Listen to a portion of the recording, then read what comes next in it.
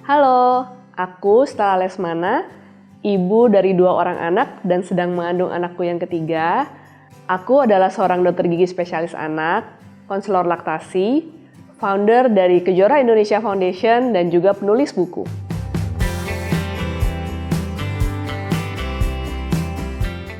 Sehari-hari tentunya sibuk mengurus kedua anakku, mengurus rumah, mengurus keluarga, sambil juga praktik, tapi praktiknya itu memang tidak setiap hari sih.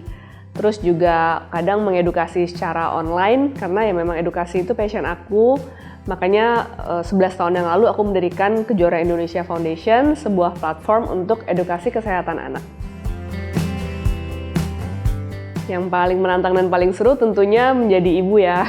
Karena ternyata punya anak lebih dari satu itu, masing-masing anak kan berbeda karakter.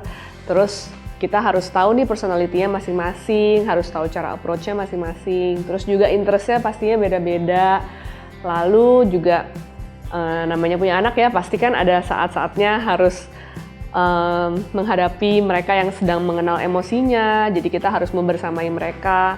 Dan juga sambil praktek, di mana praktekku ini kan sehari-hari ketemunya sama anak-anak juga kan. Nah, jadi memang energinya tuh kalau interaksi sama anak harus dijaga gitu. Kadang udah ketemu pasien, nanti di rumah kan masih harus ketemu sama anak lagi gitu. Ibu yang mau terus belajar, nah 3 kan, 3 kata.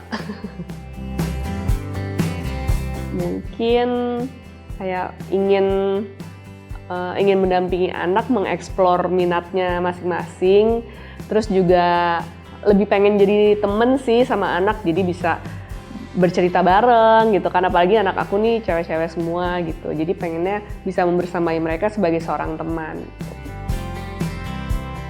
Jadi kebetulan karena anak pertamaku lahir pas pandemi, itu lumayan deg-degan, takut tertular COVID ya dari rumah sakit, terus kan harus pulang ke rumah gitu.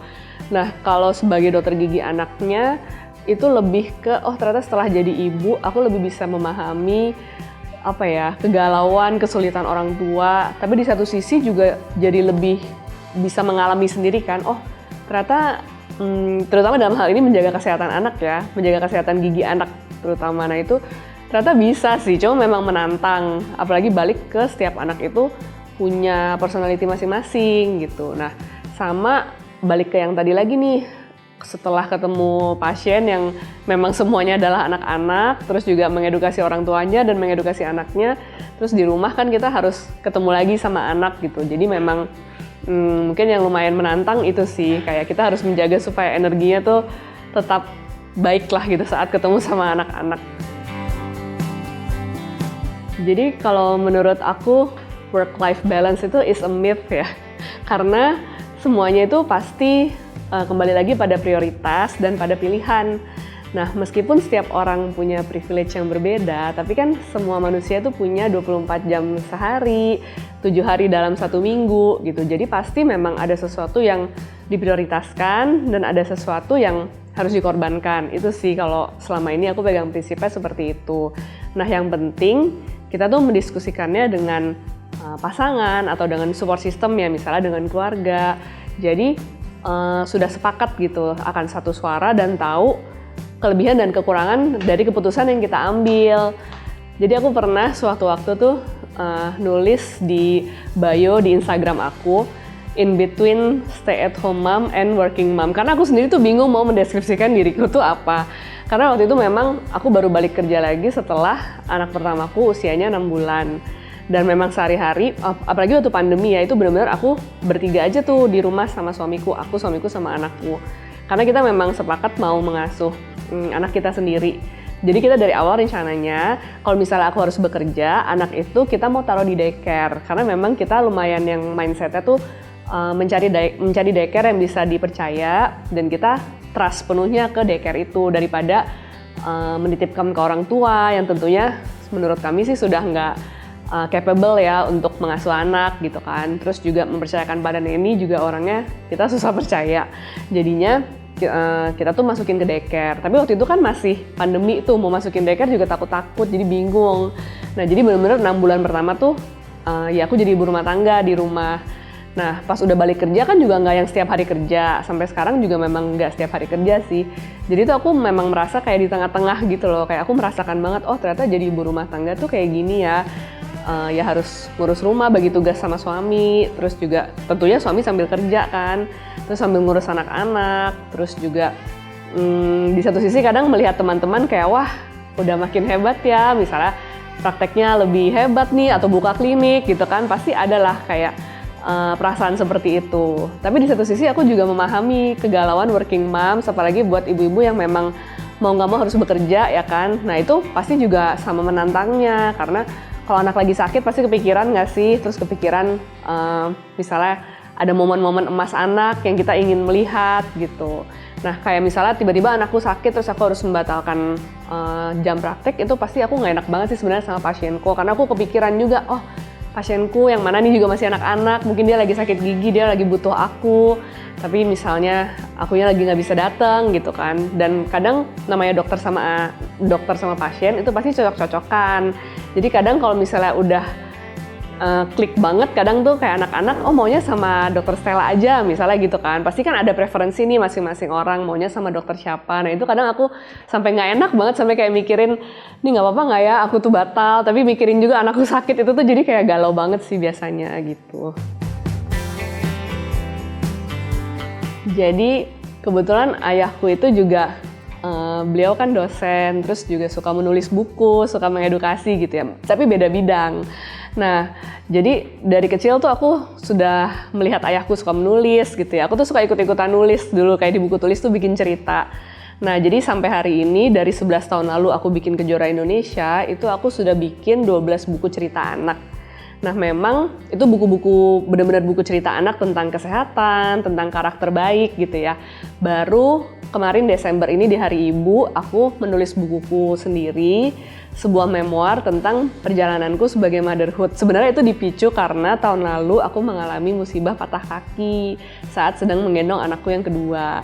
Itu menjadi momen titik balik aku dalam perjalanan motherhood aku. Kenapa? Karena tadinya tuh aku masih lumayan perfeksionis nih, jadi ibu yang kayak pengen serba bisa, pokoknya pasti tuh aku bisa jadi ibu sekaligus sambil ngerjain ini gitu. Dan aku dalam keseharian tuh jadinya terburu-buru, kayak ingin melakukan banyak hal dalam satu waktu. Nah padahal kalau dipikir-pikir aku tuh jadi kurang mindful, terus kadang jadi terlalu gimana ya namanya, misalnya kerjaan dari jauh itu, kerjaan online itu kan tetap menyita waktu kan. Terus anak-anak udah bisa protes kayak, kok aku misalnya di depan laptop terus atau ngeliat HP terus gitu. Terus aku jadi kayak mikir kayaknya nih jadi kayak kurang memberikan contoh yang baik juga gitu buat mereka. Nah pokoknya jadi di masa patah kaki itu jadi kayak pengingat aku untuk take a moment sebentar, berhenti sejenak dan mengatur lagi prioritasku. Jadinya aku bisa berjalan dengan lebih pelan lah gitu. Nah dari situ aku ingin menuangkan ke dalam sebuah buku untuk berbagi, dan ternyata ibu-ibu lain tuh juga banyak merasa yang sama gitu loh. Dengan cerita itu mereka merasa, oh ternyata aku tuh nggak sendiri gitu ya, ternyata yang aku rasakan tuh juga valid gitu, bahwa ya ada kalanya gitu kan, karena jadi ibu tuh mengubah diri kita yang dulu jadi yang sekarang, prioritasnya jadi beda. Terus tapi kadang kita masih tengok kanan kiri gitu, kayak oh pengen bisa kayak gini, pengen bisa kayak gitu. Padahal kalau menurut aku sendiri, mungkin kita bisa fokus sama 1-2 hal strength kita apa, nah fokusin di situ aja gitu. Dan kalaupun orang lain rasanya kayak serba bisa, percayalah pasti juga ada yang dia korbankan sih, kalau menurutku gitu sih. Pelajaran hidup yang ingin dibagikan yaitu sih, pertama, nggak apa-apa loh kalau kita tuh berjalan melambat, apalagi saat anak-anak masih kecil. Terus prioritas tiap dari kita tuh kan pasti punya prioritas yang berbeda. Jadi nggak apa-apa kalau kita tuh tidak sama dengan orang lain, dan berjalanlah sesuai dengan pace kita masing-masing. Terus habis aku pakai kursi roda dan tongkat selama 4 bulan itu, aku tuh lumayan merasa guilty sama anak-anak aku nih, karena kan biasanya hands on ke mereka, tapi dengan keterbatasan fisik yang ada, itu tuh jadi nggak bisa, benar-benar nggak bisa gendong ya kan. Jadi pakai wheelchair atau pakai tongkat itu kan tentunya susah ya, mau mobilisasi aja susah, apalagi mau mandiin, gantiin baju gitu. Nah jadinya tuh lumayan guilty tuh, dan selama 4 bulan itu aku lumayan sangat berserah sama daycare gitu kan, selain sama suamiku juga ya. Terus Jadi tuh terutama ke anak keduaku ya, waktu itu kan dia masih 1,5 tahun. Aku tuh merasa kayak ada connection yang sedikit lost gitu loh. Karena bener-bener 9 to 5, ibaratnya dia di daycare, baru ketemu lagi ya sore malam. Itu tuh lumayan, apa ya, setelah aku sembuh kayak, kok di usia segitu kan dia lagi belajar meregulasi emosi gitu kan, lagi emosinya lagi banyak meluap-luap juga. Jadi tuh aku merasa kayak, kok jadi kayak kurang connect lagi nih sama dia, kok kayaknya aku kurang memahami dia gitu. Jadi setelah itu aku benar-benar menebusnya gitu sih. Aku cutiin dulu daycare-nya, terus habis itu aku lebih banyak quality time sama dia.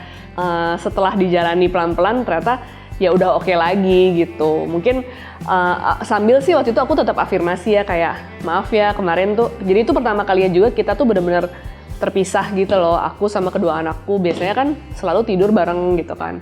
Nah jadi itu aku jelasin terus kenapa tiba-tiba terpisah, terus apa yang terjadi sama kakiku aku jelaskan sesuai bahasa mereka gitu. Oh ya, terus satu lagi mungkin harus tahu batas cukupnya kita tuh seberapa. Jadi itu sih pelajaran yang aku petik. Jadi karena tuh kalau nggak tahu batasnya jadi kayak aku pengen ini, pengen itu, pengen melakukan ini, pengen melakukan itu gitu loh. Jadi itu sih harus tahu, oh aku tuh segini, untuk saat ini aku segini tuh cukup dulu gitu ibaratnya. Sama jadi lebih nggak perfeksionis sih, dulu kan kayaknya strict banget kan, semua tuh harus ideal gitu. Terus jadwal anak tuh juga aku lumayan strict sih soalnya, kalau itu ya masih lumayan lah ya. Cuma perfeksionisnya tuh kayak ya nggak semuanya tuh harus perfect sehari-hari, itu aku lebih bisa terima. Kalau anakku yang pertama ya tentu udah bisa sih, kayak ih kok kalau dipanggil nih kadang masih di depan HP terus sih gitu. Atau kalau yang kecil tuh belum ngomong sepanjang itu sih, tapi dia kayak misalnya manggil tuh bener-bener muka aku di-ngek gitu, ditengokin gitu kan, kayak suruh ngadep ke dia. Itu aku berasa sih mereka lagi minta atensi penuh dari aku gitu. Oke, jadi bedanya kalau hamil anak pertama pasti ya lebih zen dan lebih fokus, karena ya masih tentunya itu sudah dinanti-nanti. Waktu itu aku menunggu 2 tahun baru akhirnya dikasih anugerah hamil gitu. Nah terus bacain semua buku, ikutin semua webinar gitu kan, terus pokoknya masih bisa fokus banget lah. Nah pas anak kedua dari segi mengasuh anaknya sih udah lebih pede gitu ya. Cuma waktu hamilnya tuh lumayan banyak guilty-nya sih, banyak khawatirnya. Khawatirnya apa? Bisa nggak sih aku tuh nanti adil, membagi waktu dengan baik gitu, karena belum terbayangkan. Nah kalau pas hamil anak ketiga itu aku sudah yakin nih sekarang bahwa ya serempong apapun itu nanti, aku pasti akan tetap bisa membagi waktu dengan baik, karena aku merasa ya udah menjalani anak lebih dari satu gitu ya, jadi mungkin udah lebih pede. Terus aku sangat merasa bahwa cintanya tuh tidak akan terbagi sih, tapi memang hati kita tuh kayak lebih besar gitu loh, rasanya kayak lebih luas, jadi memang bisa mencintai mereka semua satu-satu sama dengan adil gitu. Kalau dari segi fisik pastinya beda sih, karena setelah anak kesekian itu kan berarti umur kita sudah bertambah. Nah memang ya berasa lebih capek ada, tapi di satu sisi juga ternyata aku tuh bisa ya, ternyata kuat kok gitu loh di hamil anak ketiga ini sambil mengurus kedua anakku yang masih kecil-kecil juga gitu, ternyata bisa gitu. Kalau pesan dari aku, you do you, karena setiap orang ya balik lagi tadi punya prinsip masing-masing, punya prioritas masing-masing gitu, dan itu dijalani aja gitu. Dan menurutku penting banget kita tuh punya circle sesama ibu yang satu suara dan sepemahaman sama kita gitu kali ya. Jadi benar-benar mom support mom gitu, bukan yang kayak saling julid atau saling menjatuhkan gitu. Karena lingkungan yang positif itu bikin kita juga berkembang jadi lebih positif. Terus juga satu lagi sih, aku tuh belajar karena kondisi ayahku tuh kan mengalami demensia. Sejak melihat ayahku demensia, aku tuh merasa kayak kayaknya memang kita tuh harus punya suatu life purpose dalam hidup kita yang kita pegang sampai nanti kita udah tua, udah nggak kerja lagi.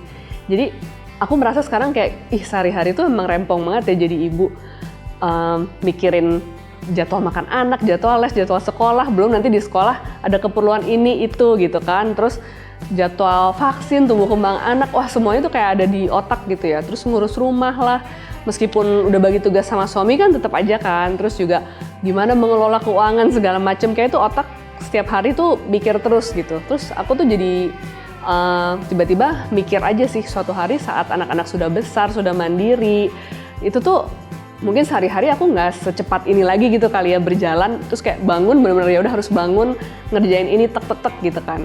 Tapi ya harus ada yang kita bisa tetap kerjakan, tetap kita lakukan gitu kan, supaya otak tuh tetap dipakai terus gitu. Karena kalau enggak, prinsipnya tuh otak itu kan use it or not gitu ya. Jadi tuh menurutku memang harus ada sesuatu yang menggerakkan kita setiap harinya sih. Nah, jadi aku berpikir sekarang mungkin ada nih 1-2 cita-citaku yang belum tercapai sekarang, ya mungkin itu bisa dikerjakan nanti, mungkin ya. Jadi ya jangan takut untuk slowing down juga sih menurutku gitu. Thank you for watching, Moms.